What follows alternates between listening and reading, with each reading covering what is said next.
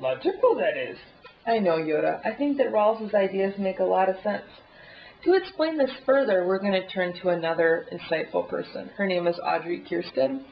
Audrey was wearing the veil of, if Audrey was wearing the veil of ignorance, she would want all babies to have cheese on demand because she is what we call a cheeseaholic. And she will explain it to you herself.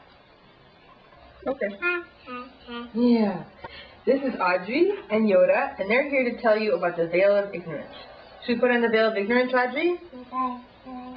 All right, Audrey, when you wear the veil of ignorance, peekaboo! What do you want for the world, not knowing which baby will receive it? I want cheese for everyone. Mm-hmm. What else do you want?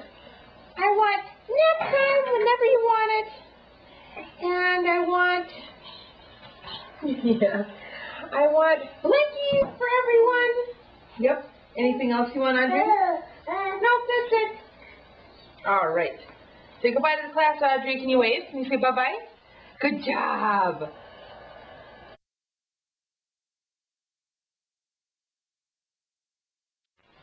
Now, I was thinking about the veil of ignorance, of course, today in preparation for this video, which you might or might not find to be completely embarrassing for me. I think that I will probably find it embarrassing. But when I was thinking about the veil of ignorance today, I listened to the news, and there was a quote from House Minority Leader John Boehner. And in it, he was saying that he thought that offshore oil drilling was still a good idea, even though, for example, all the other news stories are about like all this oil that is spewing out into the Gulf of Mexico, and how we don't know, you know, when this is going to stop, and how much worse this is going to be, the Exxon Valdez spill, etc. Now, what's interesting about John Boehner saying this is that John Boehner is from Ohio, okay? And he's taking this stance knowing that he's going to be voted for re-election by people from Ohio, right? And that they will not be dealing with the spill firsthand like the people in Louisiana or the people on the Gulf Coast. But would he have had the same stance if he didn't know which state he was going to represent in the U.S. Congress?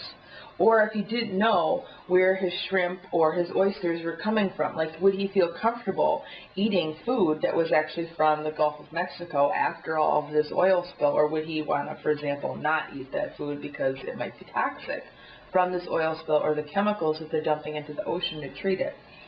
Rawls would argue that the most just way to have an environmental discussion in the U.S. Congress would be for the decision makers to have it not knowing which state they were from, not knowing if they were from a state that depended upon the auto industry, not knowing if their state depended upon corn for ethanol, like not knowing whether or not their state had a lot of solar energy or a lot of wind, but just making the decision focusing on the environment and not focusing on how it would play home with their constituents and how it would benefit them or how it would benefit the people who donate money to their campaigns. And I think that that's an interesting idea, to think about that and see how would that affect the quality or the type of decisions that are made.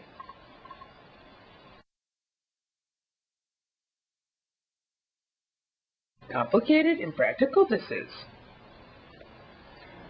Well, Yoda, that's an interesting point because not everybody agrees with Rawls's concept of justice or the veil of ignorance. Olin argues a criticism through Nozick's perspective that Rawls is arguing for a process for justice rather than a vision of justice, and therefore he can't guarantee it.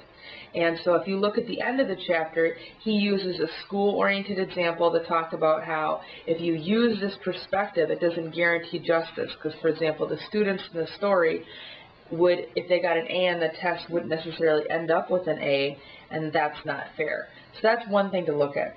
On your assignment, I also put a link to the Stanford Encyclopedia of Philosophy, and the Stanford site puts forward two criticisms of Rawls's philosophy. One is that the parties are deprived of so much information about themselves that they argue, or you could argue, that it makes them incapable of making a rational choice.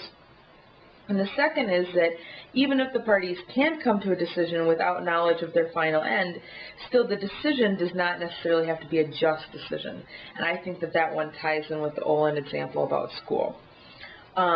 What I would like you to do is to think about what those criticisms mean, and you could look at your book from Olin, or you could look at, the site from the philosophy of Stanford point of view, but also I want you to think about applying the system of justice to your own family life, to your own school, to society, like through the government, and think about what criticisms you have.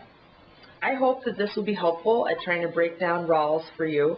I think his ideas are really interesting. I think they build off Kant, which we spent a lot of time on in our last unit, but I also think they're fundamentally kind of challenging.